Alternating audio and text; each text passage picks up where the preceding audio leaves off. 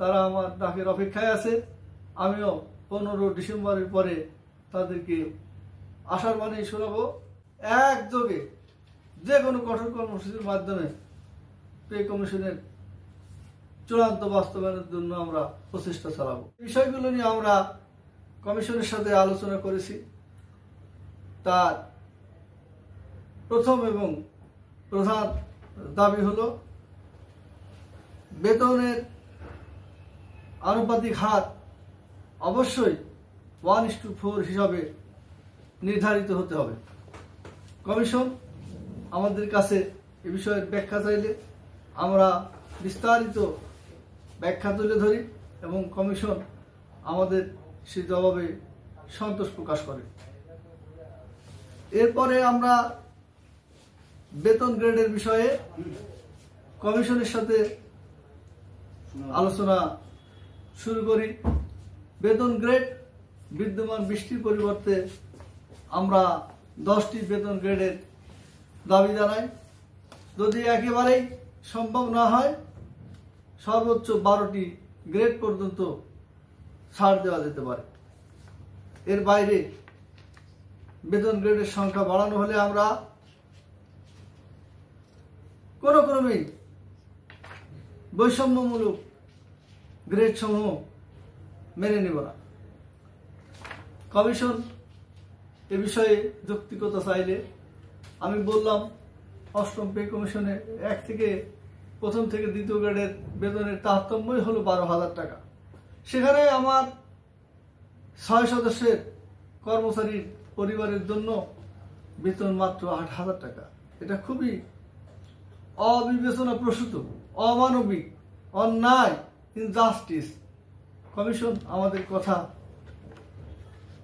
খুব গুরুত্ব সহকারে গ্রহণ করে এবং এই বিষয়টি তারা খুব ভালোভাবে বিবেচনা করবেন মর্মে আমাদেরকে আশ্বস্ত করেন। এছাড়া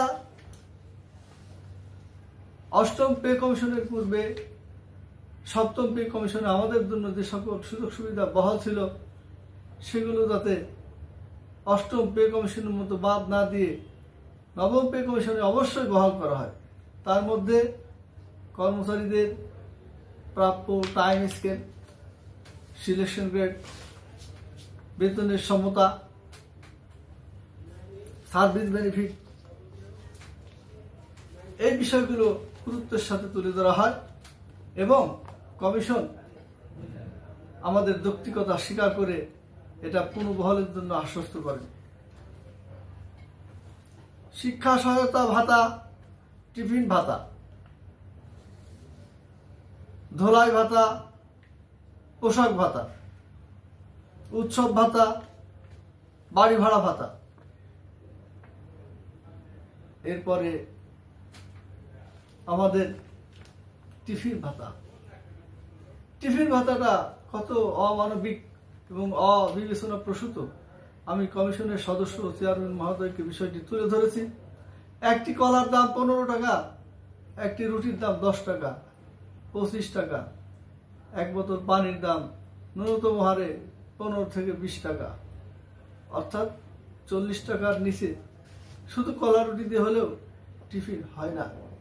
অথচ মাত্র 6 টাকা আমার গরিব কর্মচারীর জন্য বরাদ্দ। এ একটি অমানবিক, হাস্যকর, আমাদের সাথে একটি তামাশাপূর্ণ আচরণ।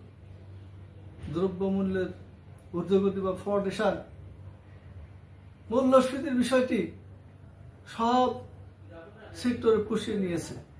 পরিবহন সেক্টরে তাদের ভাড়া বৃদ্ধি করে পুষিয়ে নিয়েছে, ব্যবসায়ীরা তাদের ব্যবসায়ের মুনাফার মাধ্যমে পুষিয়ে নিয়েছে, অন্যান্য সব সেক্টরে সব বিষয়ে পুষিয়ে নেওয়া হয়েছে। কিন্তু আমার কর্মচারীর টিফিন ভাতা সেই 6 টাকায় রাখা হয়েছে। আপনাকে অবশ্যই চিন্তা করতে হবে। কমিশনকে বলেছি যে ন্যূনতম এবং 5 বছরের মধ্যে, আগামী 5 বছরের মধ্যে আর কোনো কমিশন হবে না। অর্থাৎ আগামী দিনের কথা চিন্তা করে হলেও 15 বছরের কথা মাথায় রেখে অন্তত একেবারে না হলেই নয় 100 টাকা হারে 3,000 টাকা টিফিন ভাতা চাওয়া হয়েছে। ধোলাই ভাতা, একটি সাবানের দাম যেখানে 8 টাকা থেকে 36 টাকা হয়েছে, কিন্তু ধোলাই ভাতা 100 টাকায় রয়ে গেছে। আমাদের দেশের মানুষের গড় আয়ু শতকরা অর্থাৎ সরকারি হিসাবে ৭১ থেকে ৭৩। সেখানে চাকরির বয়সসীমা কোনো ক্রমেই পূর্বের ন্যায় থাকতে পারে না।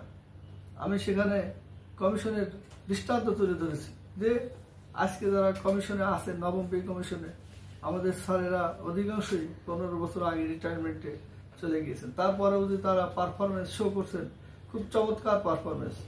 তাদের দক্ষতা এবং তাদের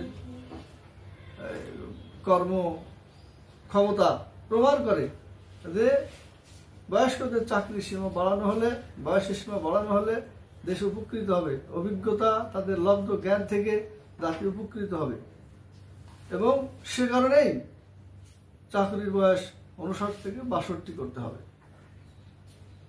শিক্ষা ভাতার বিষয়টি আমরা বলেছি ক্যাটাগরি অনুযায়ী। তার মধ্যে আমাদের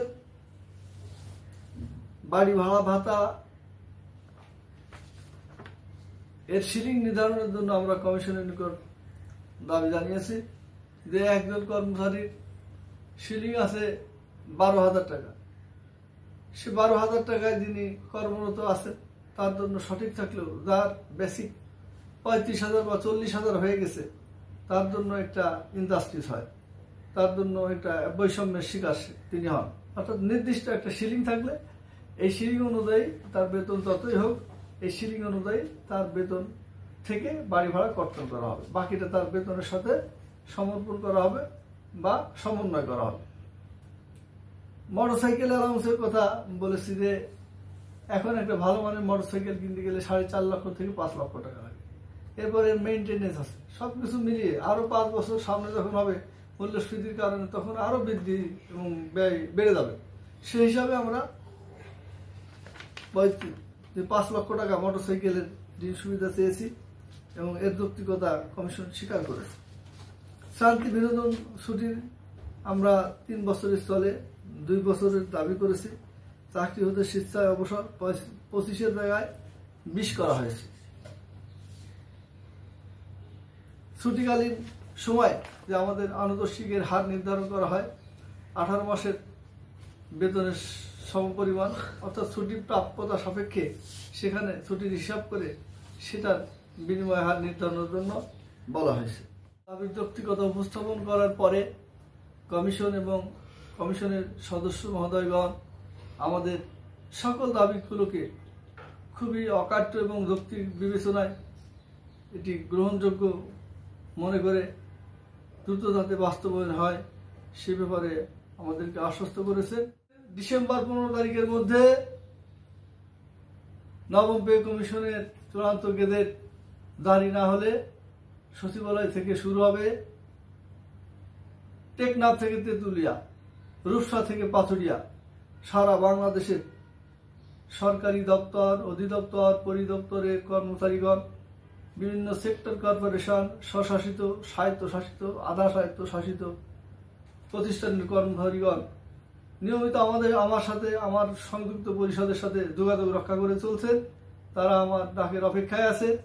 আমিও ১৫ ডিসেম্বরের পরে তাদেরকে আশার বাণী শোনাবো যে সরকারকে একযোগে যে কোনো কঠোর কর্মসূচির মাধ্যমে পে কমিশনের চূড়ান্ত বাস্তবায়নের জন্য আমরা প্রচেষ্টা চালাবো।